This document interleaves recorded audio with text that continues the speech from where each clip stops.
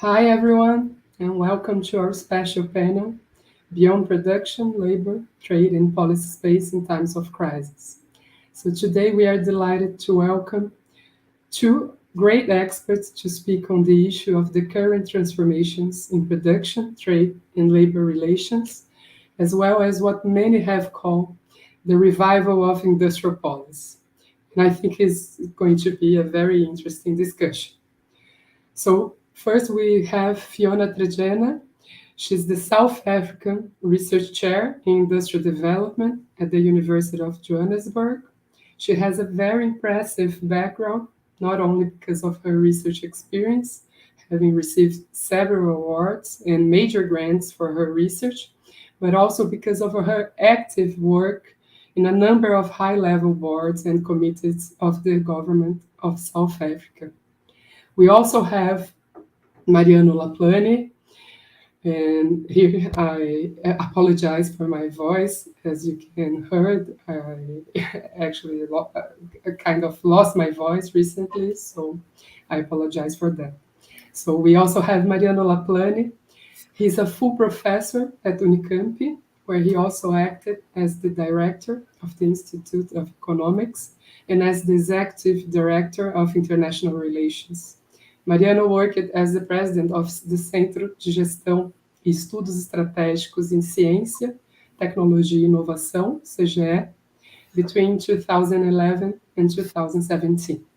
He's one of the main researchers facing the challenge of thinking about industrial development in Brazil, and Mariano has also worked in the training of several other researchers with the same proposal, among whom I'm pleased to be among them. And we also have the pleasure to welcome Marta Castilho, who will fire up our discussion. Marta is a full professor of UFRJ, where she also acted as coordinator of our graduate program and currently acts as director of our graduate programs. She's the coordinator of the research group on industry and competitiveness, having several international and national publications in prestigious journals. So I think we gathered together an excellent group to this specific topic of our panel. And now I think I'm going to ask Fiona to start. So Fiona, thank you again for accepting our invitation. You will have around 30 minutes to share your thoughts with us. Okay? Thank you, Marília, for the invitation and the kind introduction. Really honored to be part of this important and impressive conference and looking forward to sharing thoughts. It's evening here in Johannesburg, but I think it's good afternoon to yourselves there in Brazil. I'm just trying to share screen. Okay, I think this is the last slide.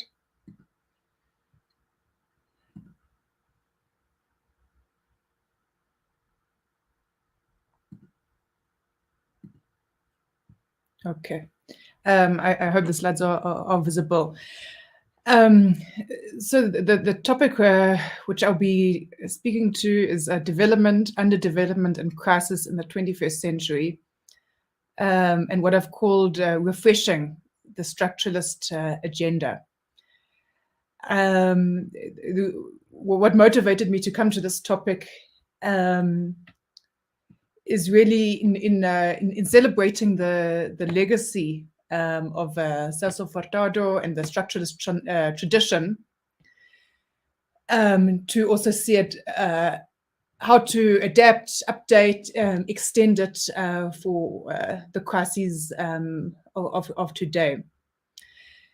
So the background from which I'm approaching this is the recognition that Furtado's work and the broader structuralist tradition have contributed immensely to our understanding of development, and particularly to industrialization and catching up, both theoretically and in the research sphere, and practically in the policy sphere, to the pathways that countries follow in their efforts to catch up. So both on the research and policy side. And my view is that the fundamentals of the structuralist tradition remain relevant today. including the emphasis on the importance of industrialization and structural transformation. And I think it's also important to recognize the enduring legacy institutionally, in terms of institution building of Furtado and the structuralist tradition, including, for instance, in CEPAL and UNCTAD, and the role that these bodies continue to play today. Of course, about 70 years have passed since we could really identify the genesis of the structuralist tradition around 1950 or so. Of course, it was developed further since then. But the world has changed quite in many ways since then, technologically, politically, socially, and so on. And there have been theoretical and empirical developments since then. So in recognizing the enduring relevance of this tradition, I think as with any body of thought, and whether we're looking at Keynes, Marx, whatever, it's important to develop these as a living tradition intellectually, and to refresh it and so on. So I've also tried to link up this line of thinking with the themes of this session and the conference as a whole, and the emphasis on crisis. I guess in framing the conference around the crisis, the organizers may have had in mind the multiple crises that face the world today. I think when COVID hit and we had to deal with the COVID crisis, as progressives, we drew attention to what we called the crises before the crisis, so that even before COVID, there was a crisis of inequality, crisis of poverty, crisis of environmental destruction and climate change, and so on. So how does a structuralist approach relate with these multiple crises of the 21st century?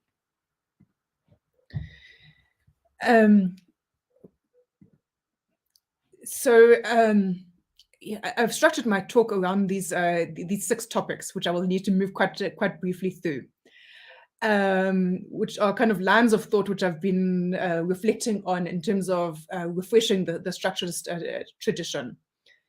Going beyond this narrowly sector-based analysis, looking at the emergence of global value chains and the implications of that, how we think through the micro-macro interface, issues of innovation and technological change, climate change, and a kind of set of issues which I've clumsily grouped here together around gender, class, industrial and social policy, labor, the productive and post-productive spheres.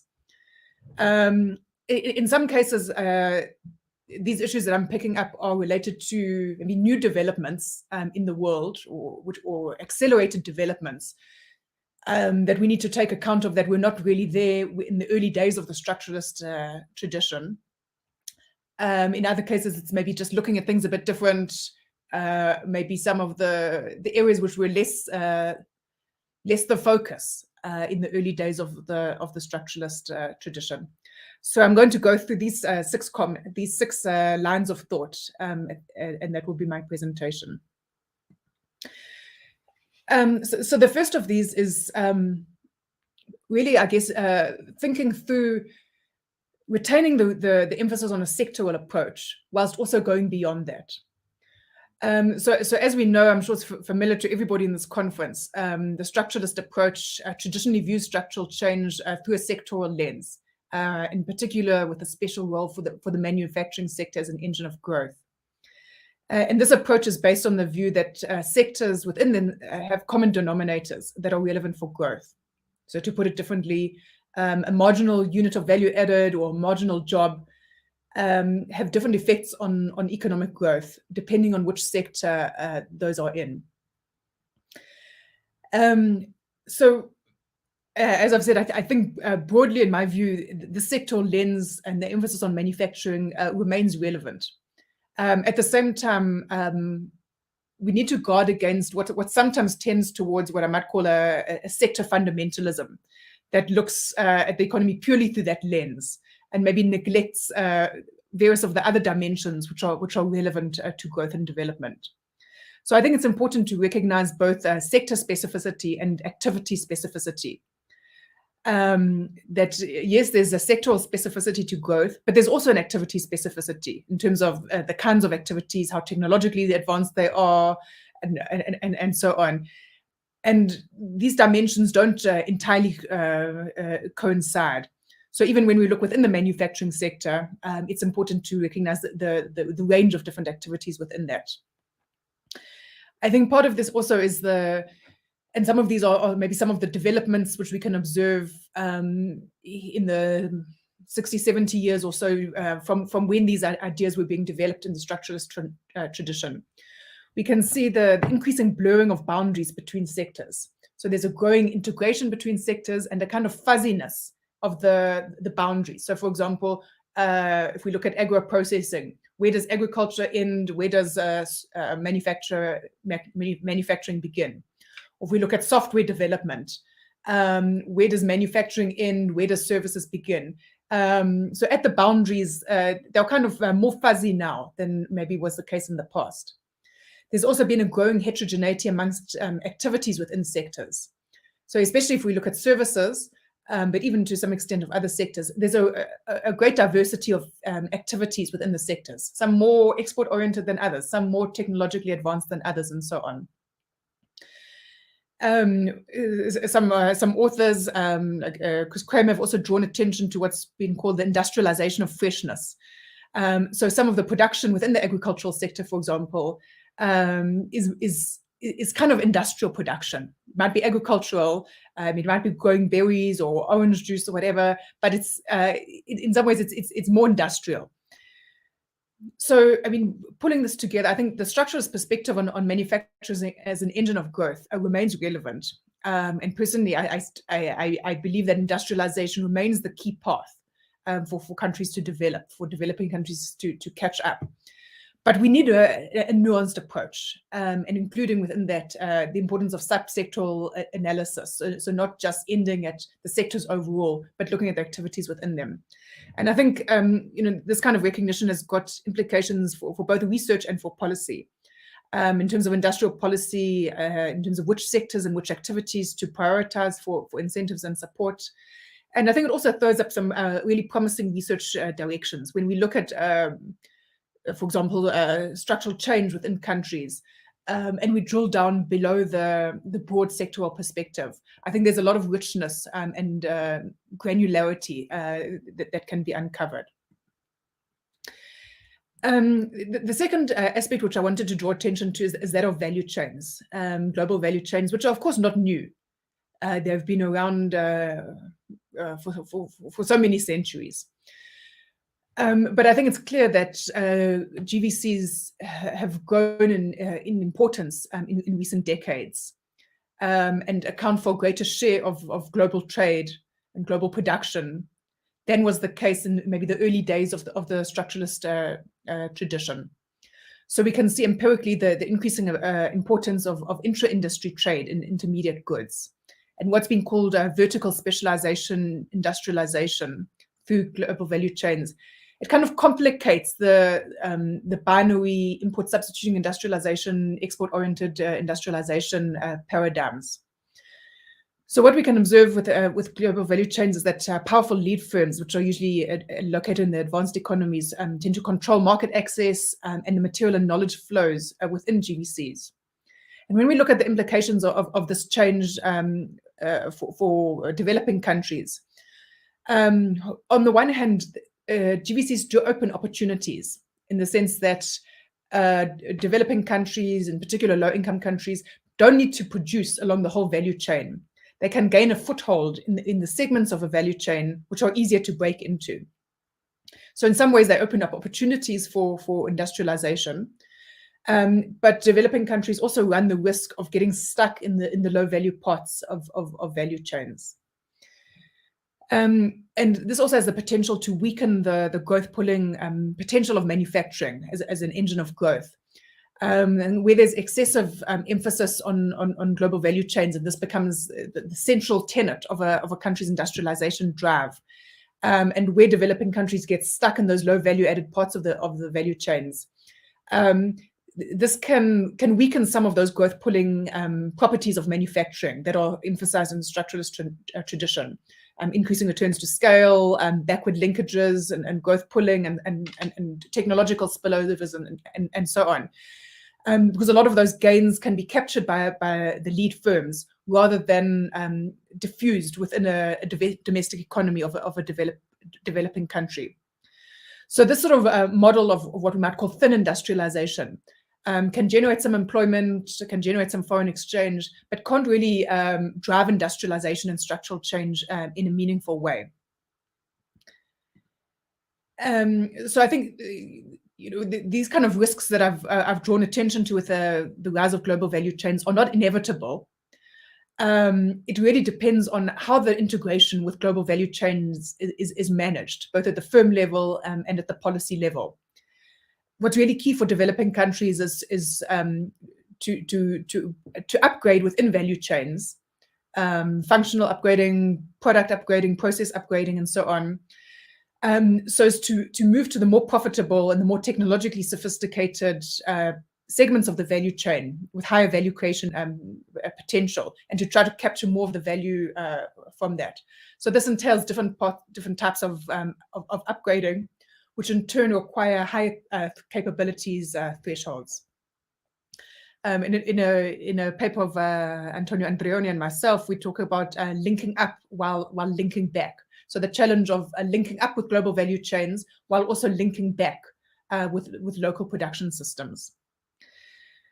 So that was just a brief reflection on value chains. I think it's not a challenge to the structuralist tradition. It's not a deficiency, but it's to say this is an empirical development which we can observe, which is more important now than it was 70 years ago. So how can we apply maybe a structuralist thinking, both analytically and in terms of policy, to how developing countries should engage with global value chains to minimize the risks and to take advantage of the opportunities? The third line of thought which I wanted to talk about is really the interface between the micro and the macro.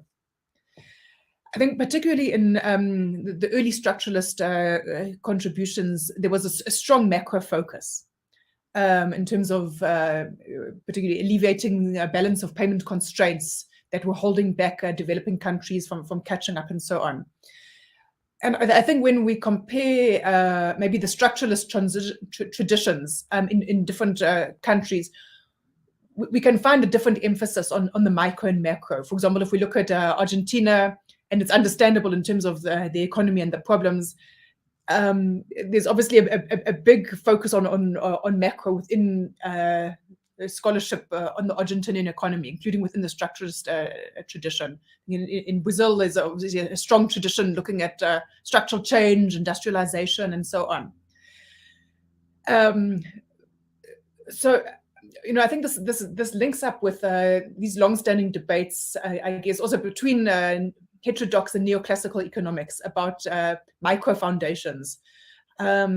One of the critiques from neoclassical economics has always been that, okay, Keynesian or post-Keynesian or heterodox macroeconomics lacks micro foundations. Of course, they've got a very specific, narrow and biased concept of what they mean by micro foundations.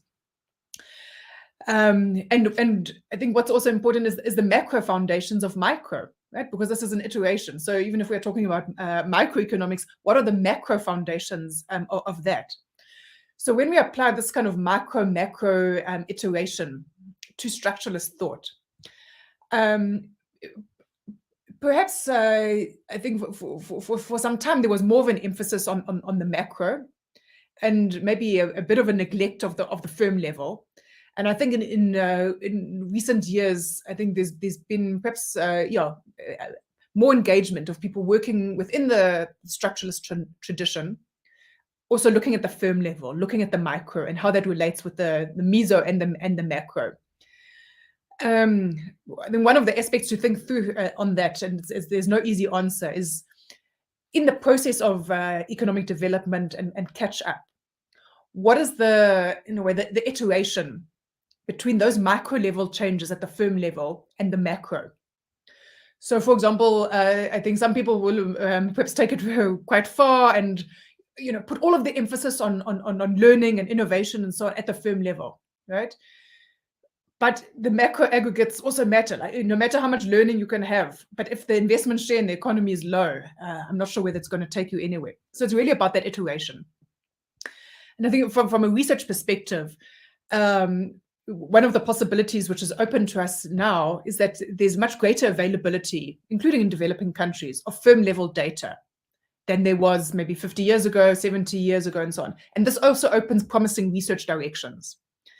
In terms of investigating kind of structuralist themes, but using firm level microdata. But I think often we find a bit of a disconnect from a research perspective between the communities working on the kind of the micro and the firm level and the macro, and looking at exchange rates and balance of payments and so on. Of course, to some extent, it's inevitable. People have different focuses, but sometimes I wonder whether we have enough integration between those research agendas. This micro-macro, which I've been talking about, actually connects a bit with the next point which I wanted to come to, which was around innovation and technological change. So I referred in the last slide to the micro-macro relationship, how we can think that through from a structuralist perspective. I think one aspect of this is perhaps a growing attention in recent decades, recent years, on the importance of innovation and technological change. And in some ways, we can see this as part of the micro foundations of structural transformation and of catching up. There's growing recognition that innovation and technological change are important for competitiveness, for keeping pace, for product complexity and sophistication, diversification, spillovers, and so on. I think this also draws on a different paper of myself and Antonio, where we found that medium and high-tech industries don't follow the same kind of inverted U path of industrialization and deindustrialization as do low-tech manufacturing industries. And one implication of that is that in order to avoid that kind of inverted U of deindustrialization, one of the feasible routes is to upgrade towards medium and high-tech industries, where we don't see that decline, even in advanced economies. When we look at the challenges of late industrialization for countries that were not part of earlier waves of industrialization, and in the African context, we're even talking about late industrialization. So countries which are coming very late to the challenges of industrialization. Technological upgrading is difficult, but is very crucial.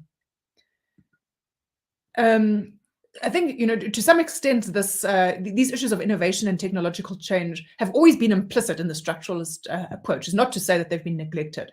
And I think part of this is that when we understand structural change, there's a component of it which is the shift in the composition of an economy between sectors, so intersectoral shifts, in particular towards manufacturing.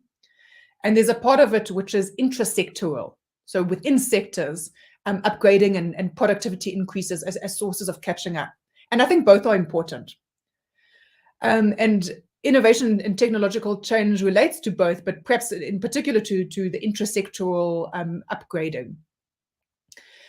And I think there has been growing recognition in recent years, including within the structuralist approach, of the importance of innovation and technological change. From a research perspective, again, sometimes I feel, maybe I'm wrong, but that these are not maybe always sufficiently integrated research communities. So sometimes we have people who, and maybe Brazil might be a bit of an exception in that sense. But I think in some other countries, we have innovation scholars who have their journals and conferences and so on, and we have structural change scholars. And sometimes these research communities are not maybe sufficiently integrated. So it poses a challenge, I think, to us to think through how innovation and technological change contribute as drivers of structural change and of sustainable industrialization. I think I'll skip that because of time and come to the fifth line of thought, which is around industrialization and climate change. So again, I think this is one of those changes which has happened in the world, in the 50, 60, 70 years since the early Furtado and the other Prebisch and so on were developing a structuralist school of thought. Of course, there were environmental issues, but they were not at the existential crisis that they are today. And it's not really something that was factored in to early structuralist thinking. I think now nobody can deny the importance and the urgency of climate change as a fundamental problem facing humanity. And I think as people, including myself and other scholars who for many years have been pushing an industrialization agenda, pushing the importance of structural change, of industrial policy, and so on, we need to recognize that industrialization has been a major contributor to climate change. And we can no longer treat it as a kind of secondary issue. I think for many years, it was kind of a fringe issue, perhaps within economics more widely, but even with people who are working on industrialization and industrial policy. I think many scholars would have felt that, okay, some other people are writing papers about that, it's fine. But I think morally, politically, for those of us who are pushing an industrialization agenda, we can no longer ignore this and think that it's just for other people to write about or think about. For developing countries, they face now these dual goals of industrialization on the one hand and mitigating emissions and climate change. But there can, of course, be a tension between these goals because industrialization itself is a contributor to climate change. In some quarters, people would argue, I don't agree with it myself, that an industrialization pathway is no longer viable for developing countries due to climate change. There's growing evidence about the potential for decarbonizing industrialization. And a huge amount of research and policy debates and so on around green industrialization, green industrial policy, sustainable industrialization, and so on. And I think this poses particular issues for late industrializers. We know, of course, that advanced economies of today did not have to deal with, they didn't have to bother about climate change and mitigating emissions when they were industrializing, not only in the 19th century, but even in the 20th century. It wasn't an issue for them. But now for late industrializers, which are trying to break into industrialization, trying to build up their manufacturing sector and so on, particularly in low income and even middle income countries of today, they have to as well face this challenge and this necessity of reducing emissions. Of course, this raises broader issues of just transition, finance, and so on that are maybe beyond the scope of this discussion. But I think I really wanted just to draw attention to this, to say that it's one of the ways in which we need to refresh the structuralist tradition, the structuralist economic thinking, to integrate these issues at the core of that. I think this is the last of the issues that I will come to, which I've grouped together actually quite a bunch of things here, and in a way circling back to the themes of the session around beyond production, labor and distribution, and so on. So firstly, to mention the issue of gender. I think this is one of the issues that was really neglected for a long time in the early structuralist tradition. Of course, it was men who were writing. It was not something that was integrated for a long time in structuralist thought or in discussions around industrialization, structural change, and so on. It's now widely recognized that women and men are differently affected in industrialization. And the way that women and gender equality is affected by industrialization is not predetermined. Industrialization can either deepen or improve gender equality. And it depends in large part on what is the industrialization path which is followed. Are we talking about something where it's EPZs, export processing zones, and is women working in sweatshops on low wages, or are we talking about a different kind of more sustainable and inclusive industrialization?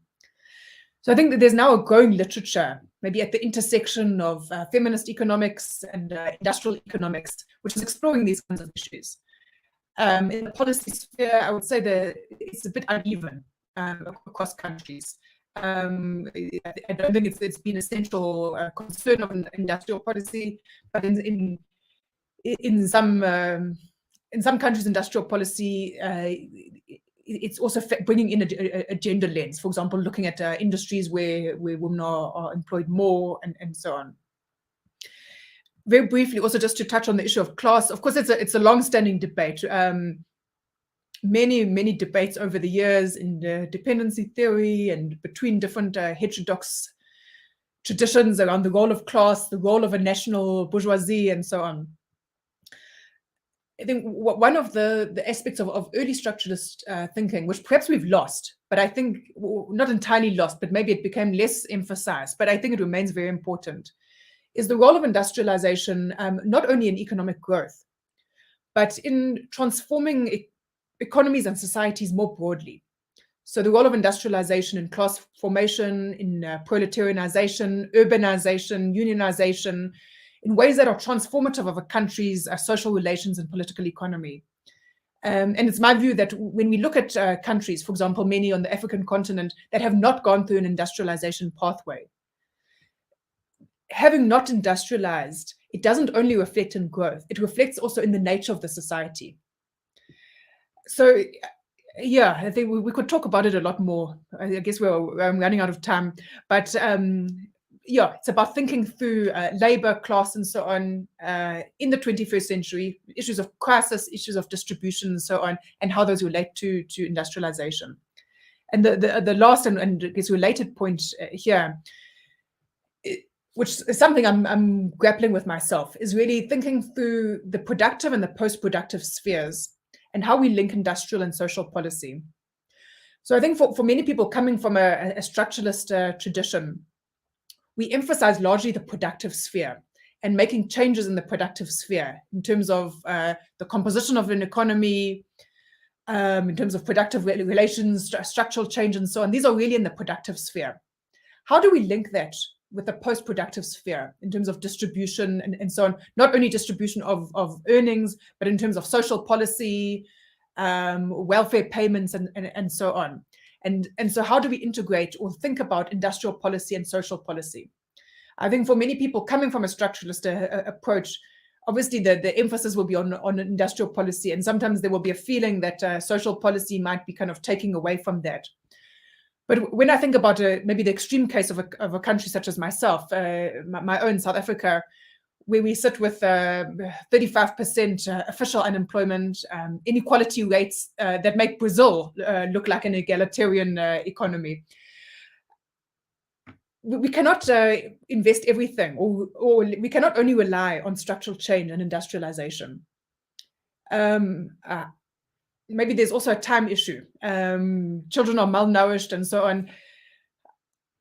How long would it take to solve social problems through a structural change and growth agenda? So I guess it's an ongoing challenge to us, and I take it also for myself personally to think through how do we integrate our thinking around changing lives through the productive sphere and the post-productive sphere. I guess we could also talk about the pre-productive sphere, and how do we see industrial policy and social policy linking up and reinforcing each other, so that social policy, for example, through education and health, also contributes to building capabilities that are necessary for industrialization, while also we would like to see industrialization improving people's lives. So let me leave it there. I've tried just to highlight maybe those 6 topics as a way of saying how do we make the structuralist approach a living tradition? How do we update it and refresh it to deal with the crises and the challenges that we're facing today? Thank you. Okay, thank you so much, Fiona. It's always a pleasure to hear your thoughts. So now let's hand over to Mariano. Mariano, you also have about 30 minutes, and then we will hand over to Marta so she can share her comments and then open to questions from the audience, okay? Okay, thank you so much to the Celso Furtado Center and to the Federal University of Rio de Janeiro for inviting me, giving me the opportunity to be here with you and to hear this very inspiring talk by Fiona. I'm trying to share my presentation. Unfortunately, Fiona, it's in Portuguese, not in English, but I think you'll be able to follow, because I'm going to speak very basic English and very slowly. Yeah. So let me start reminding us about what's the nature of the crisis we're trying to leave behind. Yeah, we're talking about the end, or witnesses the end of stages of capitalist development, which lasted for around 3 decades, and which was called in different ways globalization, neoliberal globalization, and so on and so forth. But more than that, beyond that, we're witnessing also the emergence, the first stages of a new phase of capitalist development. So reminding us how we got here. We're exiting a period where societies and nations were themed as being functional for business. We're exiting a world which used to be a world with a single superpower.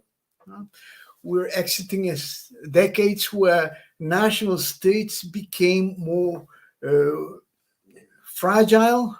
Actually, a few of them disappeared during this phase of capitalist development, and the increasing intensity of tensions and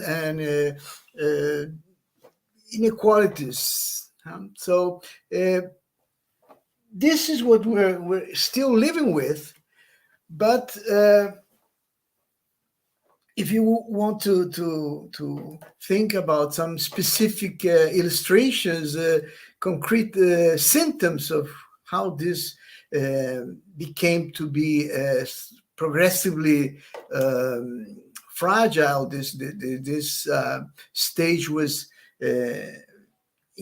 starting to decay, then you, of course, go back to the 2008 financial crisis, or to the pandemics from 2020, or more recently to the war in Ukraine.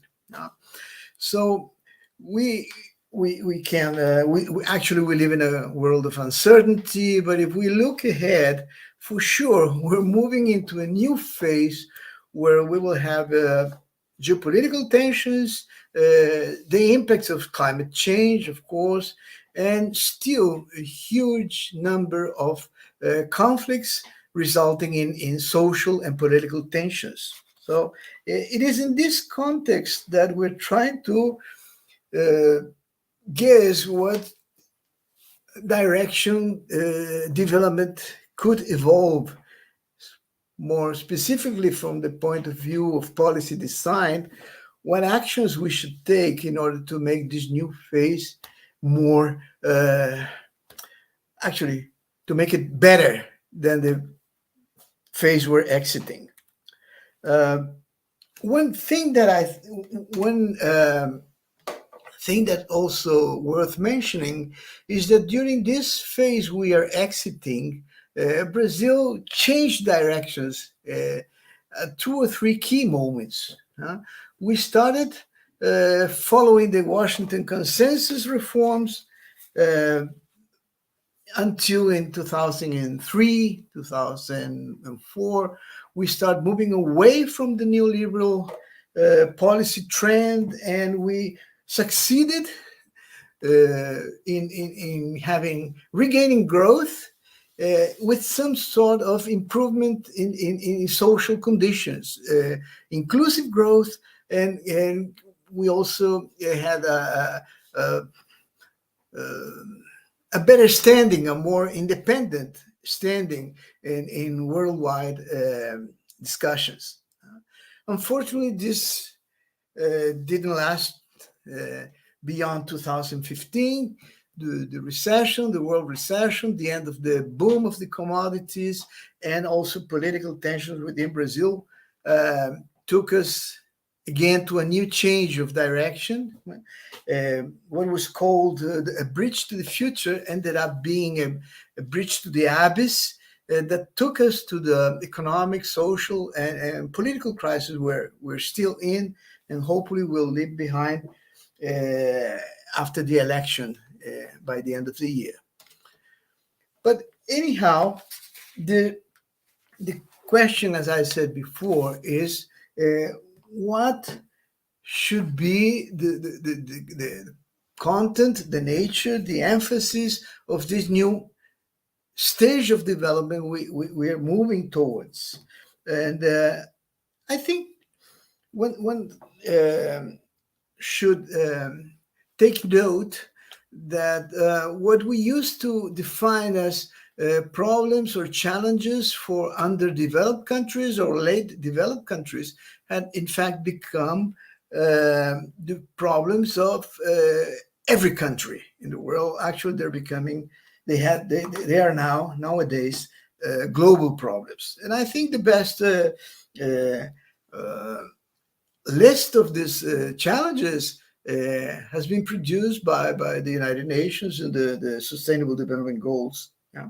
So, but if you want to summarize what the new phase of development everyone wants to have, to see, it has to do much more with improving well-being, improving welfare, reducing inequalities, all sorts of inequalities, not only income, but opportunities, gender differences, age differences. So this is one key goal that the new phase of development is aiming at. And the other thing I'd say it's very clearly stated in the Sustainable Development Goals is that it's not a matter of, it is not something that can be done alone, but by governments or by development agencies or by the private sector. I mean, societies have to put all their efforts, use all the available resources to produce this complex, challenging societal transformation. So this is the challenge we are facing. And of course, for countries like Brazil, which are in a sort of middle of the road between developed countries and underdeveloped countries, the challenges are huge because when you look at what countries like Asian countries have done through their industrialization process in the last few decades, you can't help but to think that, well, we did this. We already did this, as other countries in Latin America have done. But the challenge is how can we not only not go back, but also how can we move forward? Challenges are huge because development used to be, in the second half of the 20th century in Brazil, something like a consensus, and something that society aimed for, wished to happen. But we're in a moment where this is not so clear. This consensus is not there, at least not in the ways. There's not a consensual definition for the goals. No? Everyone understood in Latin America and in Brazil, of course, in the second half of the 30s, that industrialization could bring together all this social transformation that Fiona was mentioning before, it could bring urbanization, it could bring high quality jobs, it could bring improvement in social policies, a faster pace of accumulation of resources. And I'm not sure the Brazilian society as a whole today sees this complementarities between industrialization, development, social improvement as clearly as it was a few decades ago. But anyhow, challenges are huge, but Brazil has a huge amount of assets and resources of different sorts, natural resources, stock of wealth already there, and an economic, a productive system relatively sophisticated and diversified.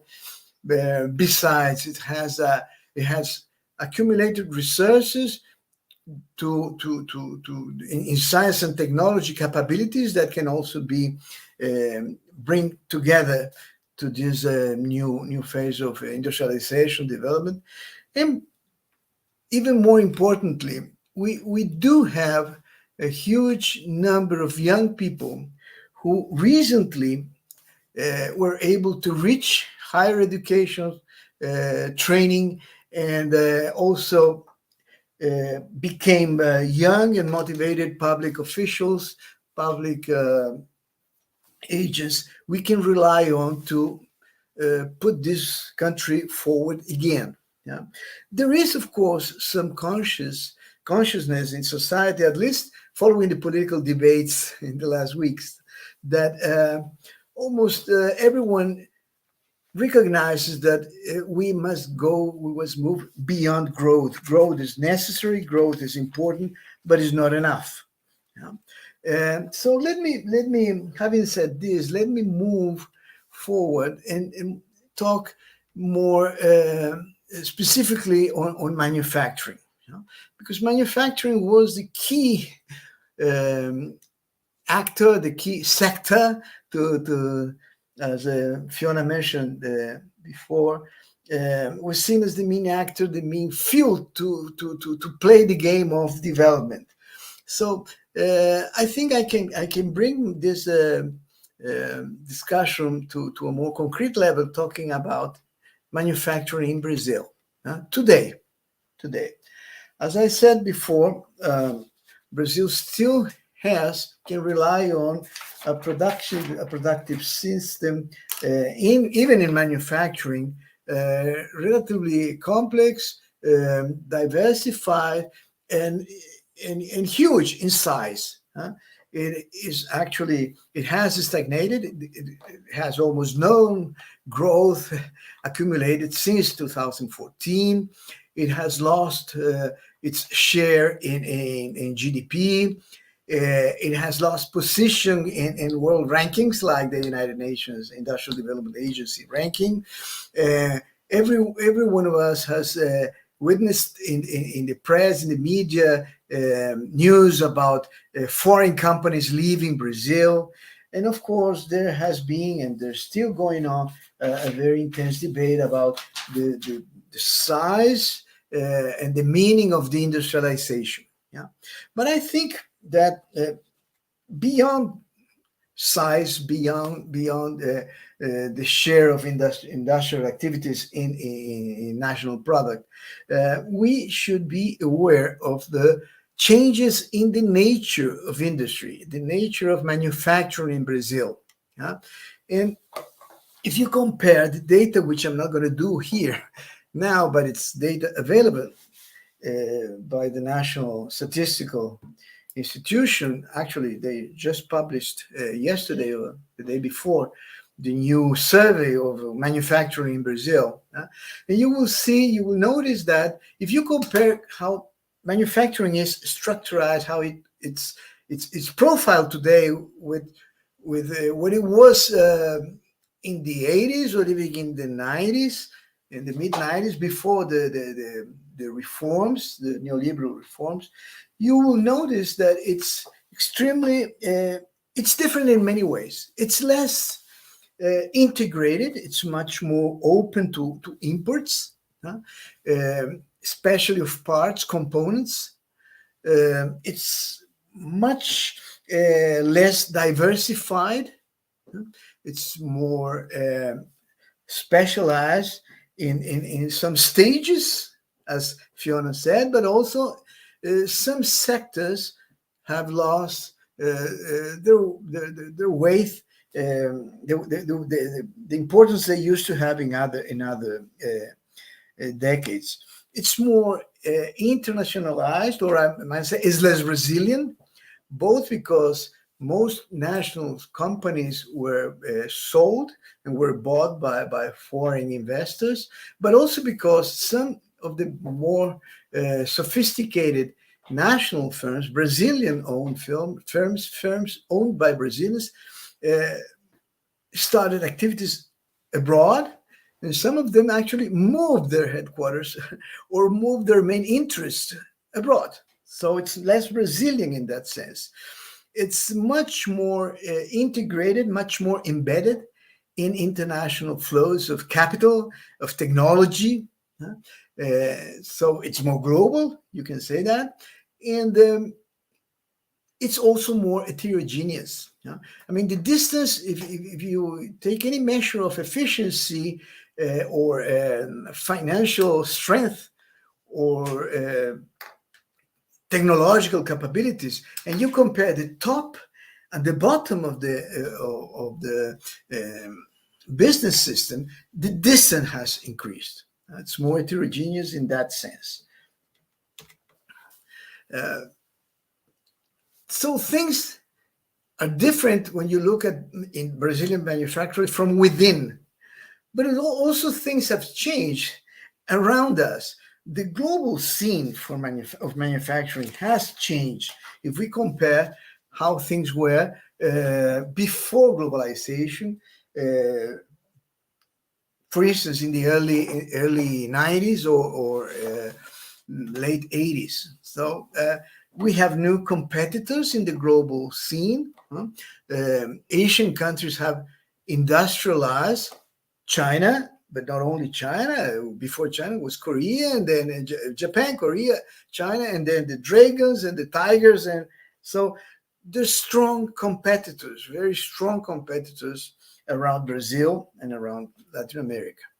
Secondly, since the crisis, the financial crisis in 2008, governments have become more active. Industrial policy, measures of trade initiatives that increase the levels of protection, tariffs, and other trade tools are coming back.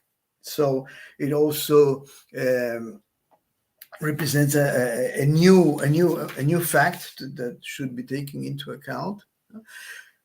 New technologies emerge and are seen by everyone as potentially opening new markets, new opportunities for capital investment and accumulation.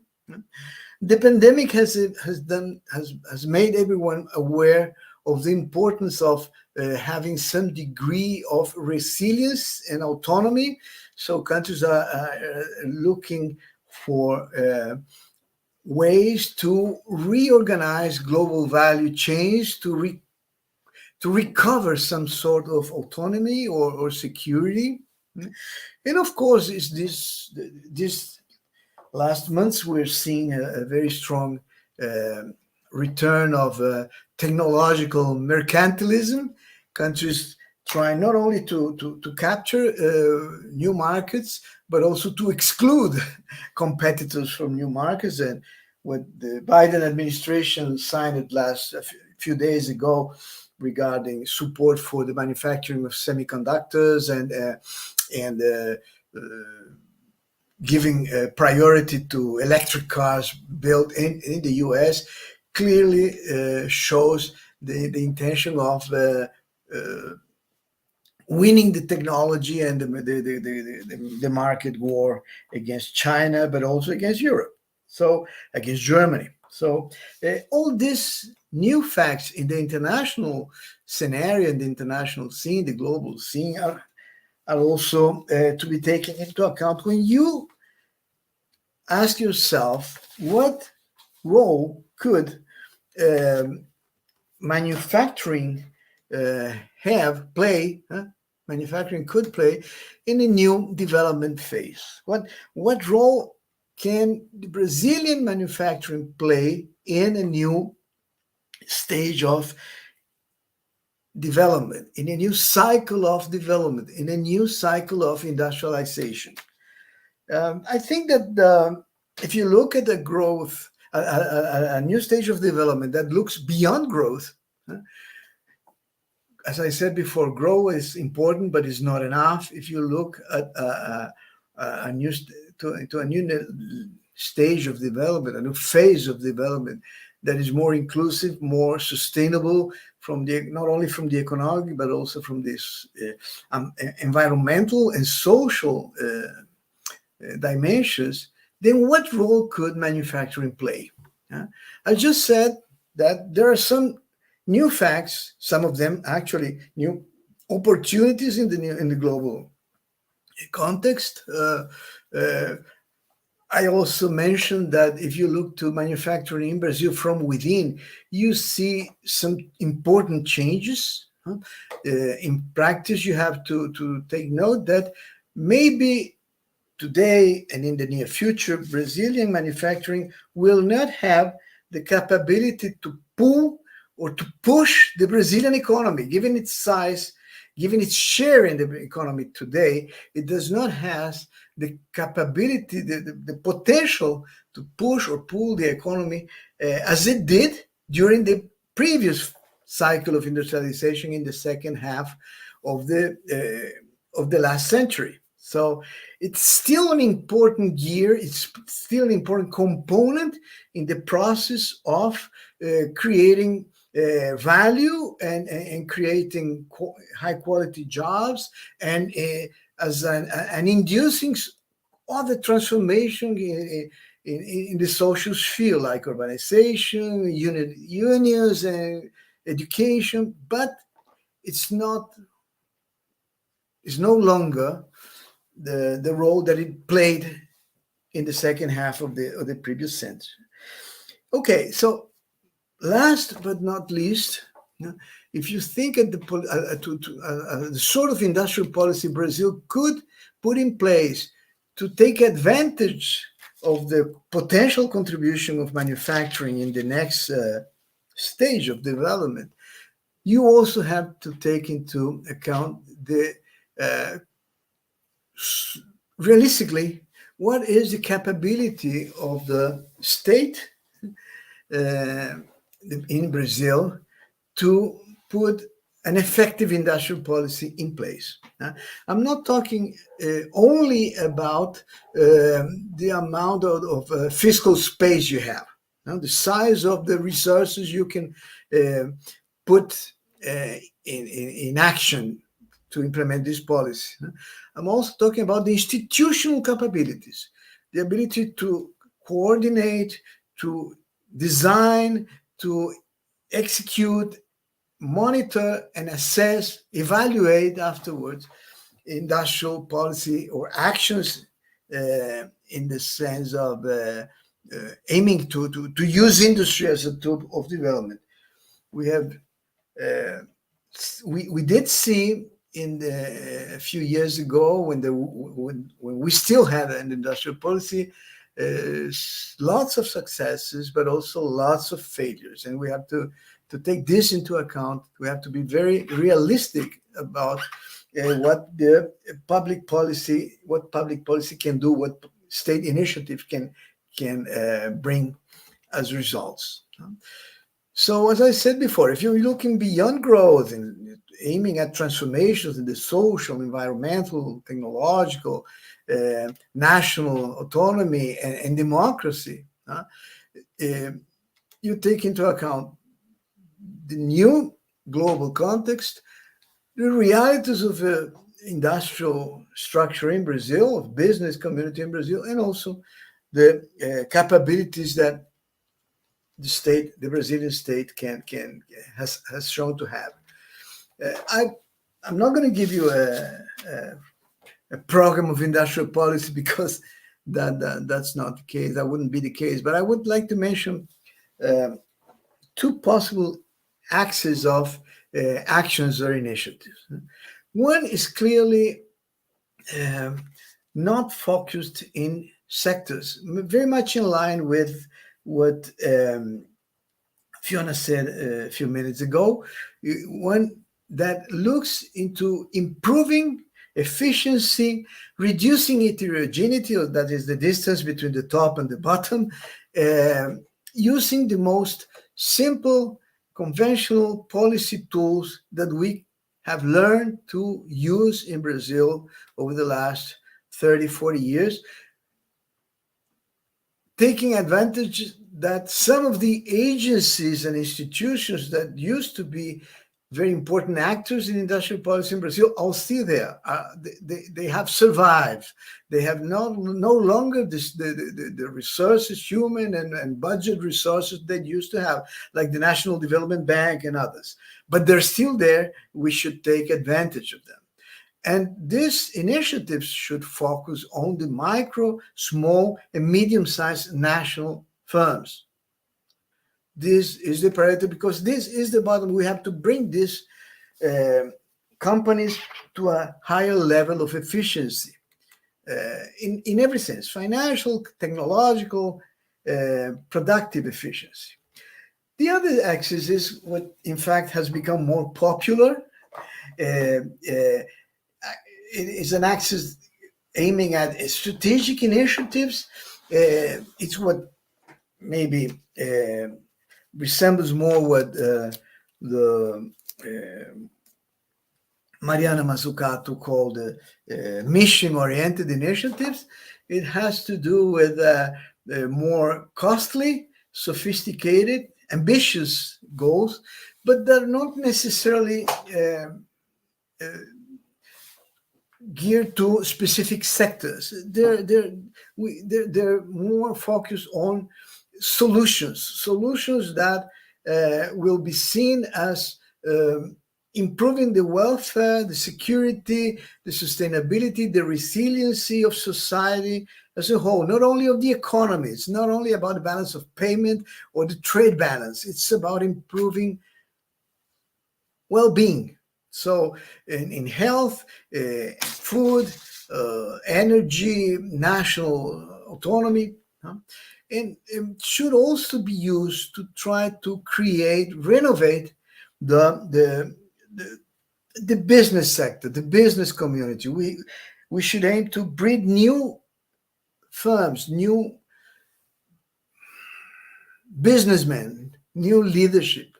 As I said before, we have an industry, a manufacturing sector that's much less Brazilian. If we want to bring actors more closely embedded with societal problems and challenges, we should look for new firms, new entrepreneurs. Of course, these mission-oriented initiatives, strategic-oriented, have become very popular. It's a catchword today. Everyone talks about this, but it's important to have some sort of a list of criteria to define which will be the priorities, because given the limits in capabilities I mentioned before, we will only be able in the next few years to put in place maybe 2, 3, till we learn along the way how to do this. The developmental state in the second half of the last century, of the 20th century, was an entrepreneurial state. It did, at least in Brazil, it was.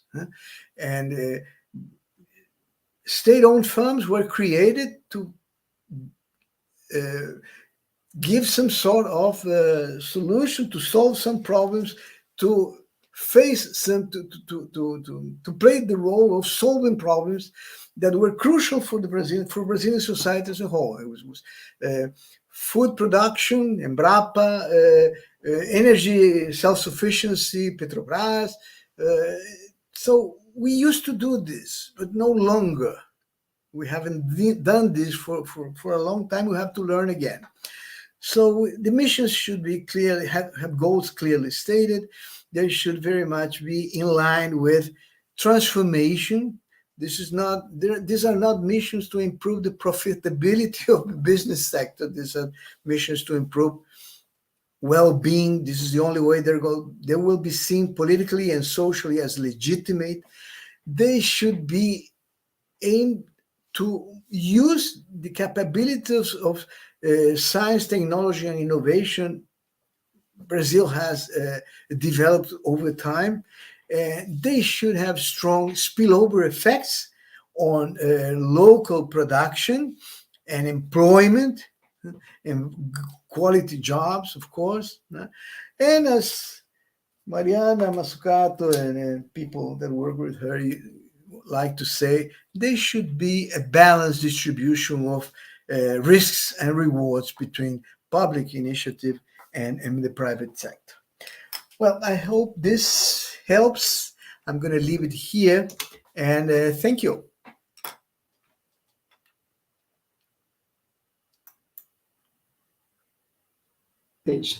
So, Marta, the floor is yours. Well, hello.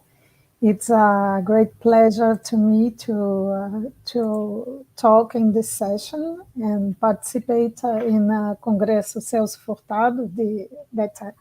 It's an author that is part of our DNA, I think. And then, well, this session, especially with Fiona and Mariano, both having a great knowledge and experience on reflecting, conceiving, and implementing industrial policies, it's a great challenge for me. As we talked between us, the two presentations were very well connected and complementary, what leaves little things to me to talk. But let's go. Well, first I will start excusing for my English, paraphrasing Celso Furtado also, that he came from the northeast of Brazil and he had a strong accent, and he said once, I think he was in England or in an English spoken country, and he said, sorry for my French accent. Then this is my case, sorry for my French accent.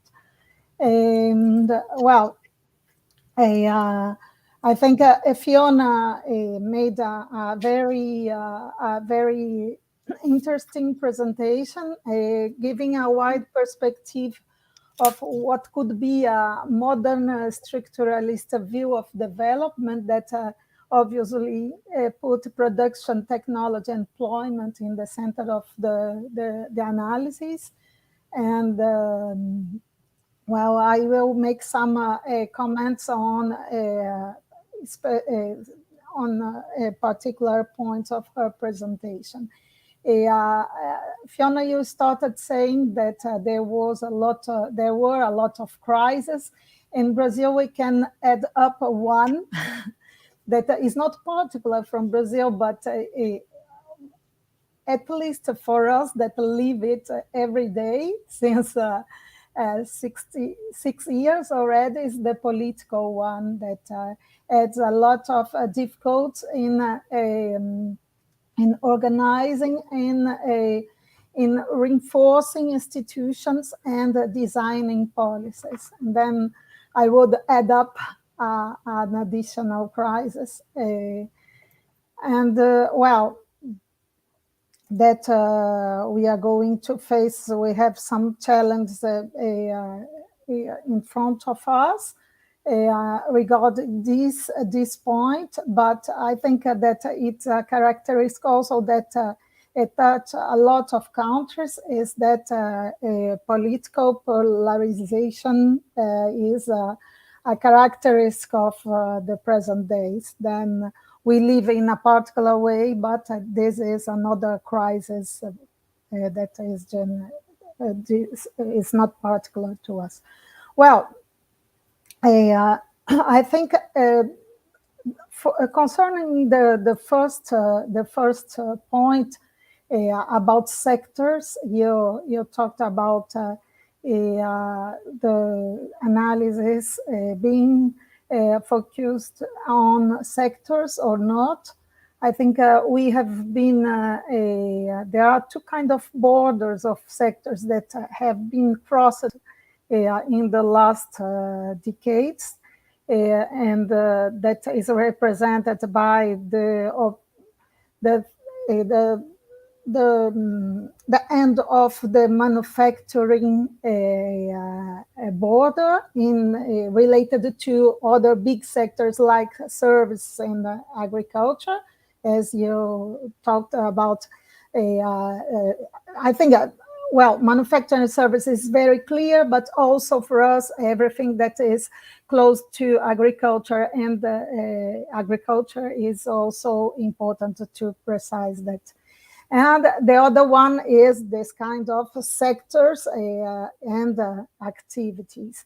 Well, but I think this is not so new. Perhaps industrialists, economists, industrial economists are more, have perhaps a habit of using this kind of categorization. But when we look at works on technological specialization and technological profile of countries, we have already a tradition to identify technologies that are common to several sectors or several activities. Then I think this is a kind of a change that is being integrated by these two changes.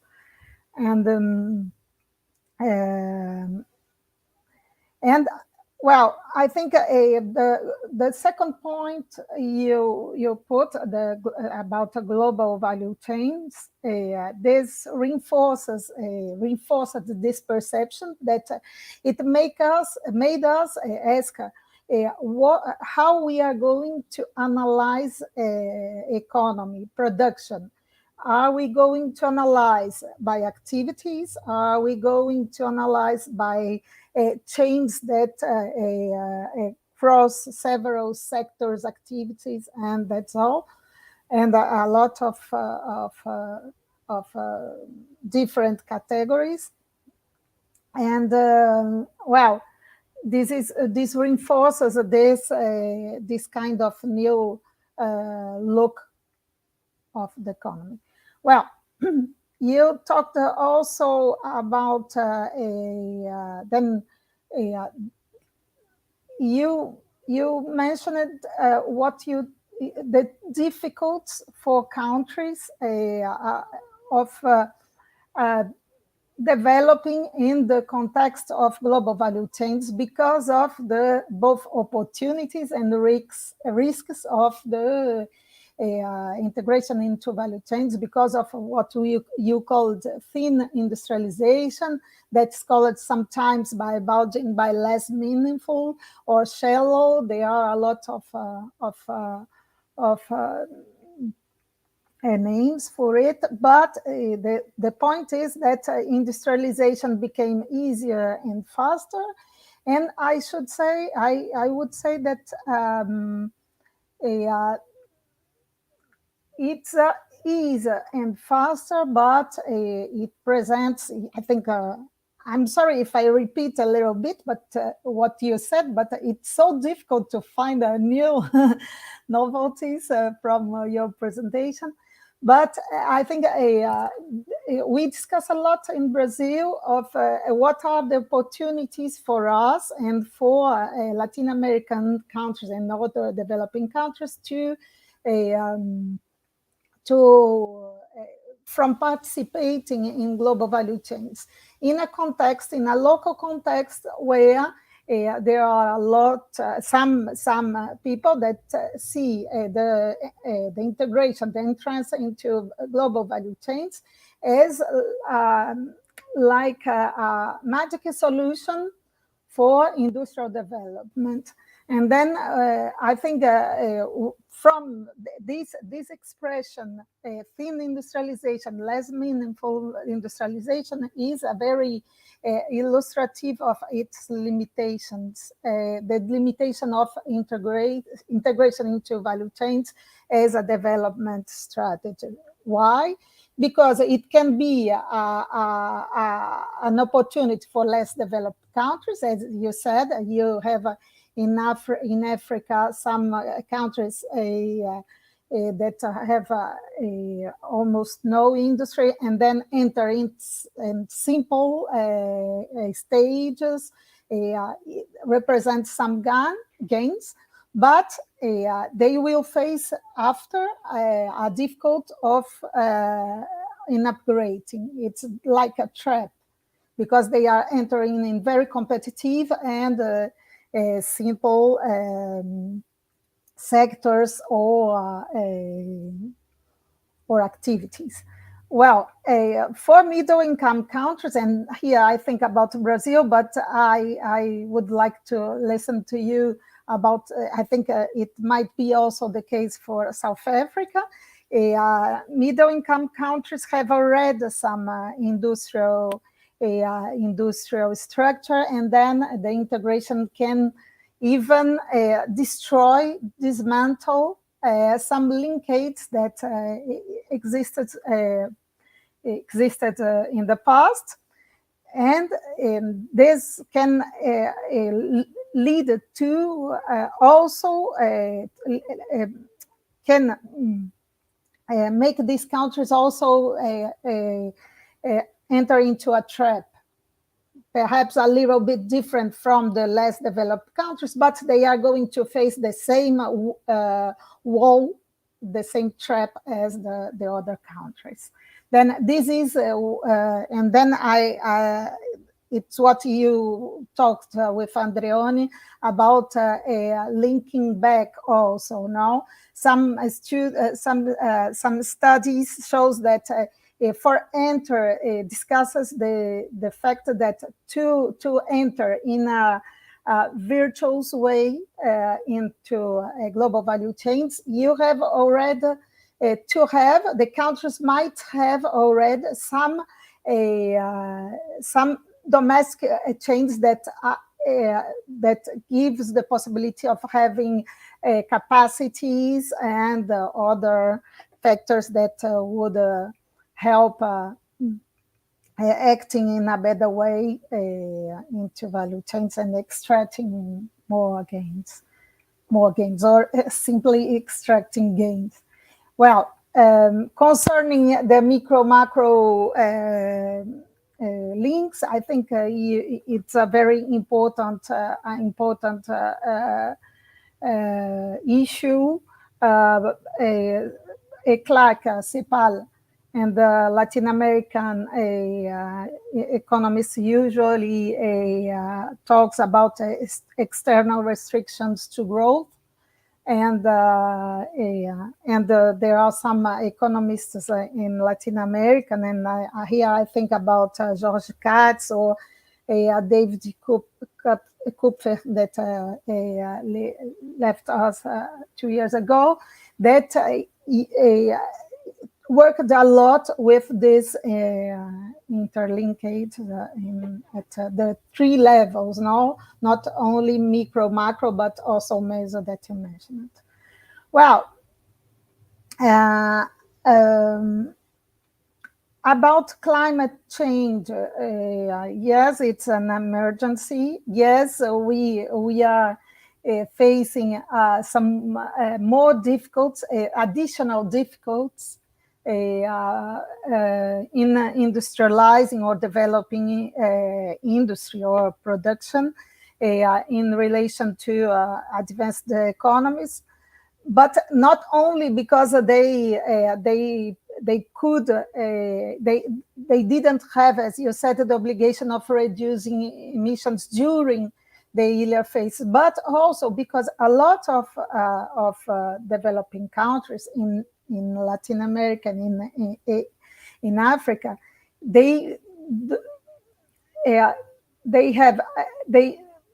their development processes depart from a production, a production based on natural resource sectors. Then also, not only we'll have to face pollution problems during the industrialization or developing phase, but also our main products are very sensitive to climate change and other environmental problems. And moreover, there are some old, not so old, but some problems that we used to discuss in the 80s, in the 90s, that were, for example, this kind of pollution heaven hypothesis, and the problems that some developed firms or developed countries exported or how can I say, exported firms and production that were not green to developing countries. And this is still the reality. Even if Europe today is facing a lot of problems, is putting a lot of money on greening their industry, we still see some European or North American enterprises that installs polluting filials and firms here. We have this, for example, in agrobusiness. We can talk a little bit after. Finally, I think Mariano made, in his presentation, he talked about, I think, the key we need to think to put together industrialization or productive policy and social aspects. I think today this formulation of Mazzucato, that to think in about missions, it's a way to put all the social aspects, both as a goal and both as a consequence of the the policies, industrial, productive and industrial policies. You know, when you pursue, for example, well, I don't know how to say. Well, let's. I think Mariano gave some examples of policies that could have this kind. They are generating. They have they generate good employment, good jobs, and for the other side, they are improving the quality of life of people. But more than this, I think, and perhaps I'm still looking for some benefits that we could, or lessons that we could extract from this terrible COVID time. And I think, COVID, as Mariano also said, COVID showed us that we should be, countries could be or should be more resilient and more autonomous.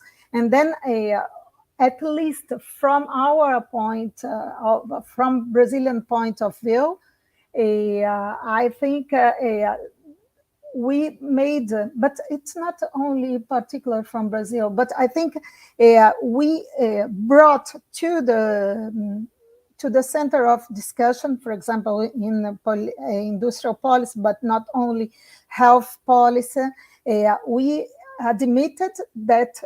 readmitted that state could have an active role, and that economic. We should not have a pure economic response to problems of the society. Then I think this can be the point, a good point to think about design productive policies that have larger goals that include gender dimensions, but not only this kind of inequality dimensions, but also other aspects. Well, I think I was delighted to listen to the two presentations, and I think they are very complementary, and they shows how we can, with using the concepts and the structuralist approach, how we can still look at this changed world and give some answers to think about the future. Well, I think I finish here and let some space for discussions. Thank you a lot. Okay, thank you, Marta. So before getting back to Fiona and Mariano, let's just collect some questions from the audience. We already have 2 questions. Here we have Professor Lena Lavinas. She said that she was very excited by the presentations, and she asked for Fiona if you were trying to connect industrial policy with social policy, integrating gender, why disregard the sphere of social reproduction? And then still for you, Fiona, she asked, given the ecological debt from advanced economies towards the global south, how can we prevent the green transition in the north from deepening this debt and expanding extractivism? And she completed this last question saying that because extractivism in its relevance for exports in the developing world has blocked the emergence development of sustainable and innovative industrial wave in the global south. So how can we prevent this from happening? Let me just take the opportunity and ask 2 questions. The first one is also for Fiona. Fiona, I would love to hear your thoughts about how can we link the discussion about localization of production and the increasing importance of intangible assets. I'm asking this question because this is, in my view, this is kind of the discussion about the limits of strategies such as Biden Build Back Better policy, without considering what's behind the monopolization of value chains, right? So I would love to hear your thoughts on that. And the other question is actually for Mariano and Fiona. I'm just taking advantage of having you both here. I was wondering, besides a structuralist approach, in your opinion, what are the mandatory theoretical perspectives that a grad course that aims to discuss about industrial development have to consider? Of course that I'm asking this because we are trying to implement a new course next year in our graduate program that aims to discuss industrial development, and we already have many ideas, of course, so I'm taking advantage of having you both here. Okay? Thank you again.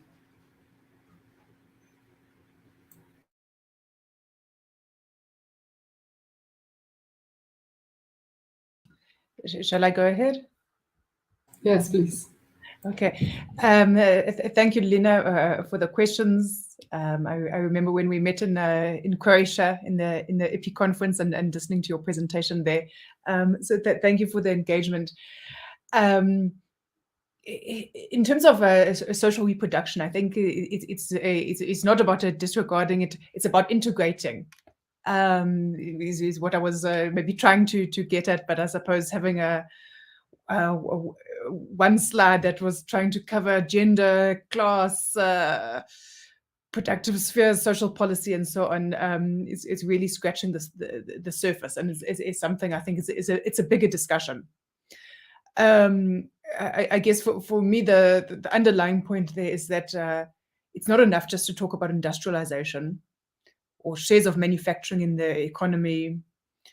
When we're thinking about the potentially transformative role on social relations, on people's lives, it's about the nature of that industrialization.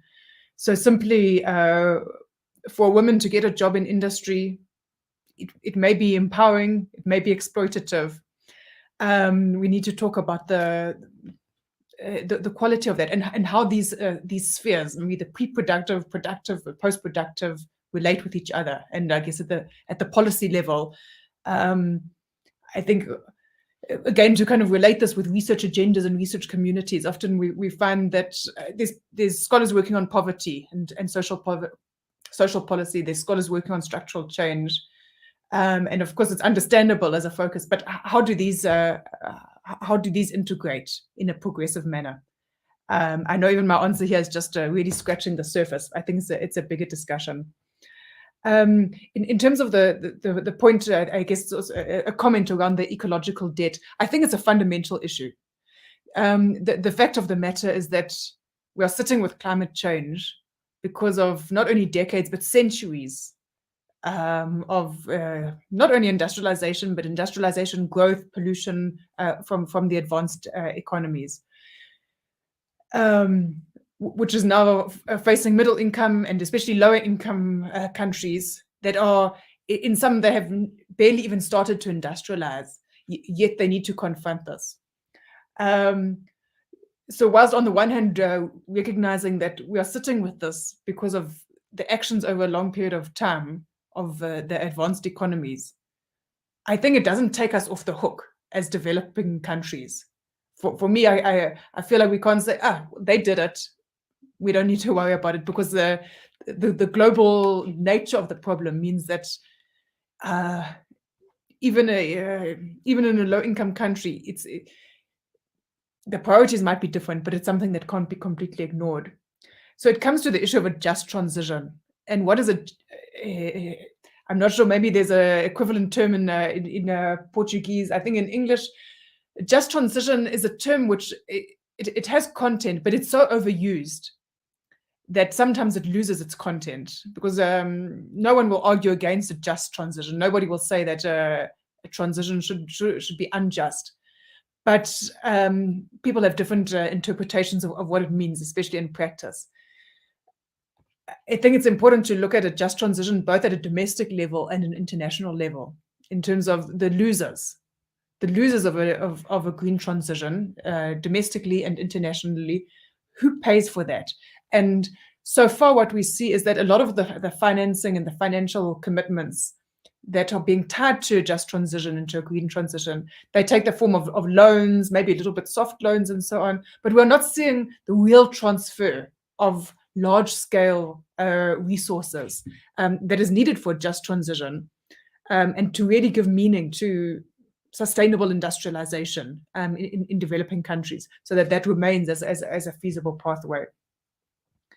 Marília, thank you for the questions. I think the question about the materials and what to cover in the course, maybe we can take it offline. Happy to chat about that. Also here at the University of Johannesburg, we have got a master's program specializing in industrial policy. Maybe it could be nice to make some connections, and also a PhD program. Yeah.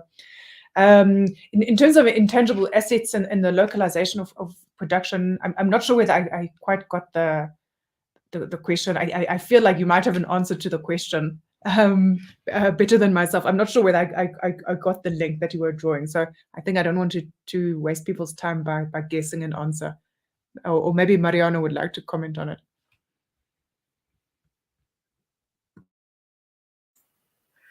Okay. Thank you, Marília, for addressing the questions. And I was following here. Leona's answer is very, very inspiring.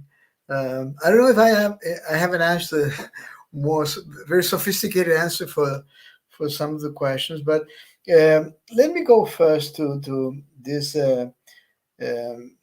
issue about the role of industrialization and global value chains and tangibles, intangibles. One important thing is that I'm not sure that the structuralist tradition was able to make clear what their view was on the importance of manufacturing and moreover, the role of manufacturing. The industrialization was not about investing in manufacturing. It was more than that. It was always the matter of producing social transformation. If you read Furtado, if you read the other authors from the CEPAL group, they had development in mind. Industrialization, manufacturing were instruments. They were means to produce, to keep social transformation happening. It wasn't sector oriented in that sense. It actually ended up being interpreted this way, but it wasn't. It wasn't, because at that time, for the conditions that the world economy had at that time, developing manufacturing was the way to produce social transformation, to improve income distribution, to create new wealth, to bring people closer to improvements in well-being, moving from poor rural areas to urban areas. I'm not saying that it worked exactly as it was planned. In fact, they moved from poor rural areas to poor urban areas. We didn't do what other countries did to have land reform together at the same time. We didn't plan urban development, except for Brasilia, and maybe Curitiba, maybe Belo Horizonte, that were planned cities. The rest, they become urban slums. But in the rationale of what the structuralist tradition had in mind, industry was not important in itself because of itself. It was just part of the game of producing modern societies. So, and I think we should keep that in mind. That's a useful way to see it when you think about designing new industrial policy today. It's not something for the benefit of businessmen in industry or for firms or for manufacturing firms. It might happen. If it happens, it will bridge the gap between micro and macro, because you will have some convergence of interests, market interests and social interests.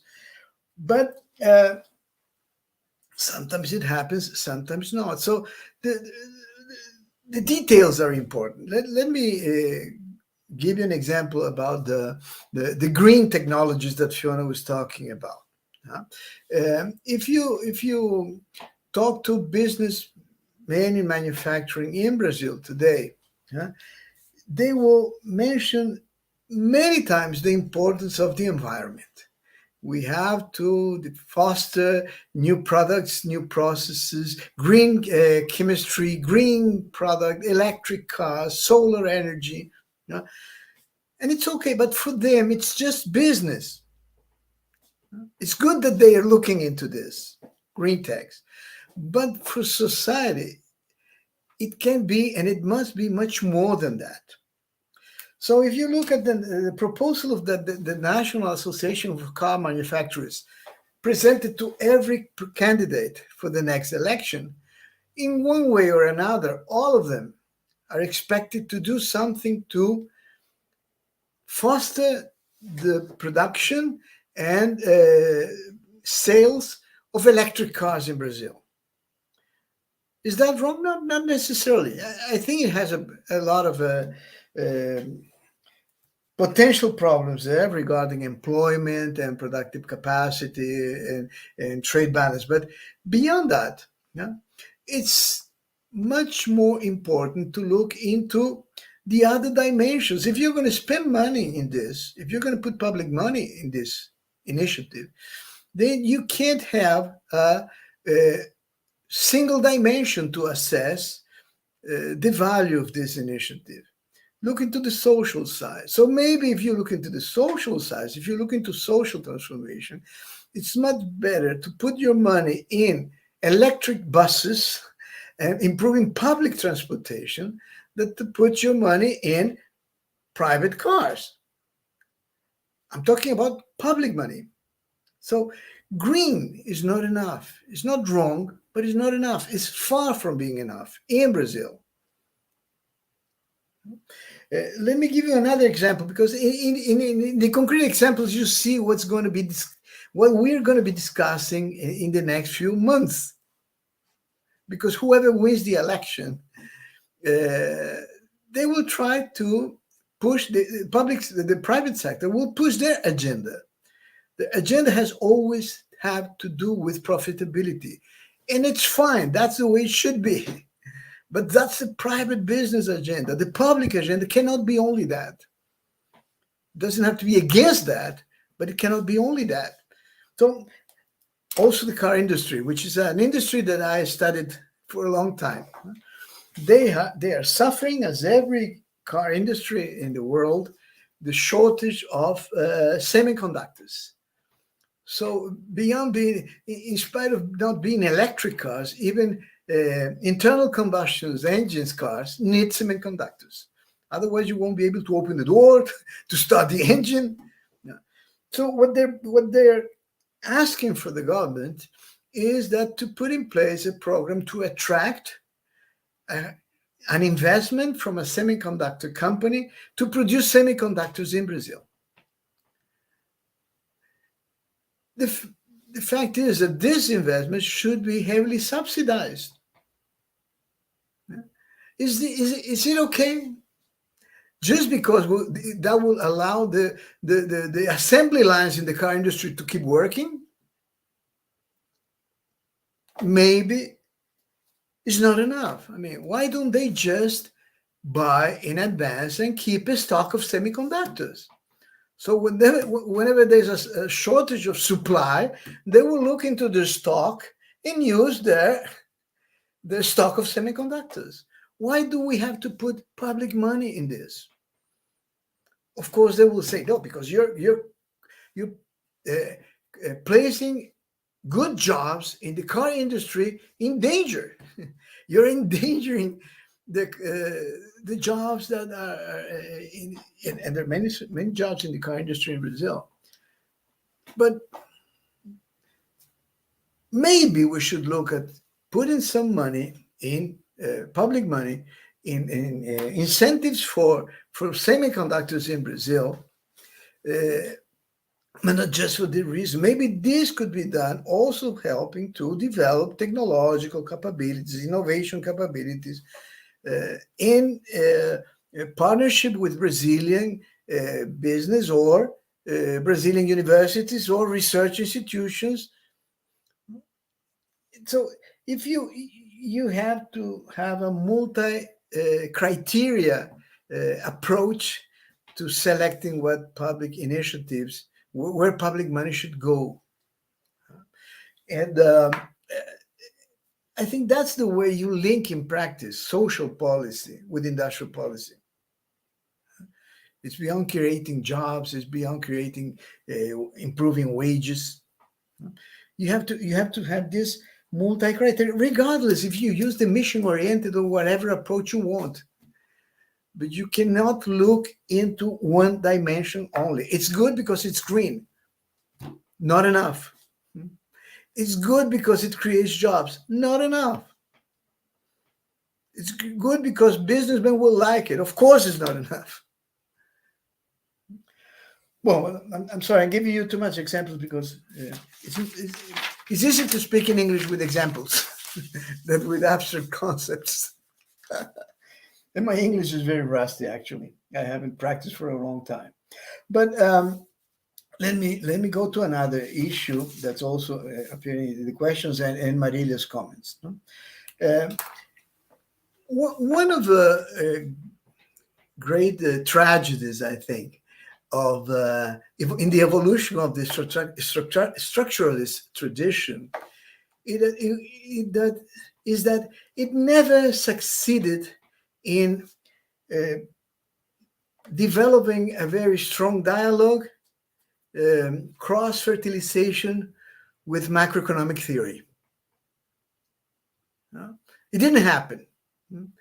So that's something that's lacking in intellectually in this discussion, because it will improve macroeconomics a lot, and will bring the structuralist view to a wider. It will create a wider interest.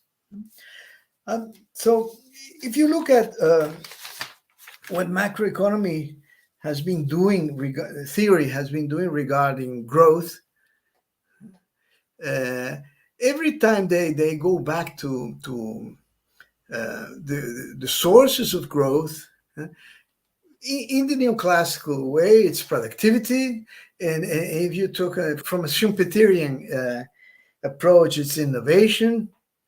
If you follow the neo-Kalekian or Kalekian view, it's income distribution or market structures.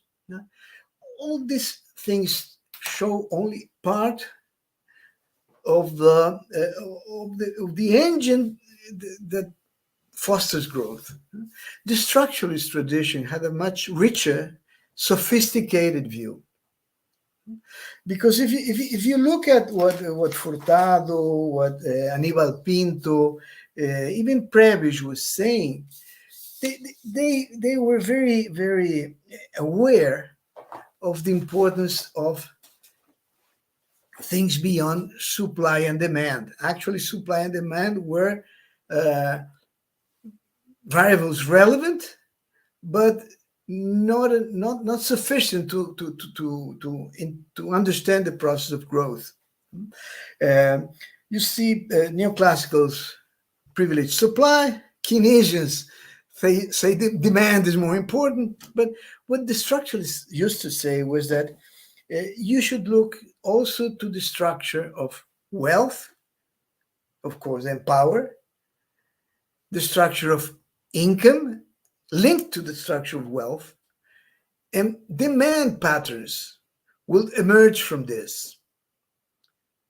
And beyond demand, as an aggregated, you would be able to distinguish demand for consumption goods, consumer goods, and demand for assets. In general, I mean, assets of any sort. Productive assets, that's investment. That's what Keynesians and Kalecki were talking about. But also financial assets. And of course, if you go in history to see how the current wealth structure was created, you will see the history of development, who was where, when in power, when these economies became embedded in the global economy. And then you can understand the accumulation and growth pattern of any economy. They used to talk about styles of development. In Portuguese it's padrões, patterns of development. But the original word we used was styles of development.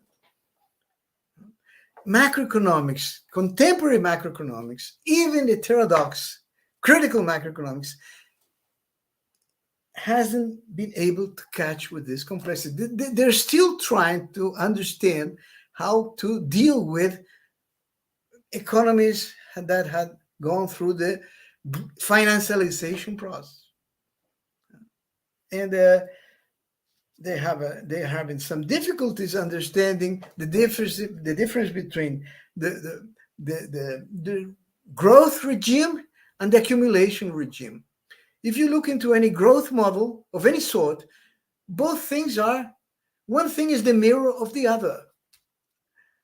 But the structuralist tradition showed that this cannot be the case. So look into Brazil. We live in an economy, the Brazilian economy has a high rate of accumulation, but a low rate of growth. When we look at the growth rates of GDP, they're awful. But if we look into the rates of accumulation of private wealth, it's huge. So this intuition that structures had, that wealth being accumulated in different ways creates different patterns of demand and growth, still is missing in contemporary macroeconomics. Then I think it's this approach that Fiona was proposing, that to go back to the tradition and try to make it, to update it, to make it relevant, to make it more present in the development debate, it's important. And it will be very helpful if we could bring macroeconomics to read again, macroeconomists to read again about the classic authors and new authors about this. Maybe that should be a good topic for the next Congress. Well, I talked too much. Sorry for that. Well, so now I have to thank you all again, because we are getting close to 3 p.m. and probably Fiona is getting close to what p.m.? Fiona, 10 p.m.? No, it's only 8. Oh, it's only 8. Okay. Then. Oh, better that way, right? So thank you again in the name of the Centro Celso Furtado, in the name of UFRJ, for this very illuminating panel. It was very good to have you both, as we all said, as Marta said, and we all heard, it was very complimentary, the both talks. And let me thank also for the questions from the audience and for Marta's comments. And I hope we can see each other in person in less than 1 year, I think, in the next conference, other conference in Brazil. Fiona, you are always welcome here to visit us at UFRJ. Mariano, it's a old partner of UFRJ, so I wouldn't have to say that, but let me just end up here by saying thank you. Can I also say from my side, thank you again for the invitation, and thank you to Marta for the really detailed and reflective comments. It was really a pleasure and stimulating to hear that, and also just to listening to Mariano's presentation, I could see a lot of connections between what we were saying. So I think it was a great session. Thank you. Oh, thank you, Marília. Thank you, Marta, for your comments. Thank you, Fiona, for your very inspiring, as I said, presentation. And please send my regards to Andrione when you see him. I haven't seen him in a while. I hope to see you again soon. Well, I would like to thank, it was a gift to participate of this section. And I hope we'll have other opportunities to develop in bilateral, multilateral ways and connections.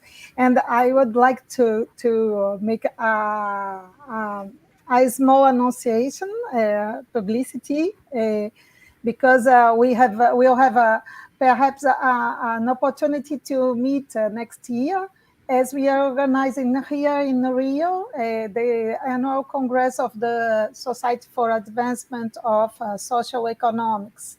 And then I will give you more information later, but it's a possibility to us to discuss things like this in a very multidisciplinary and interesting way. Well, thank you.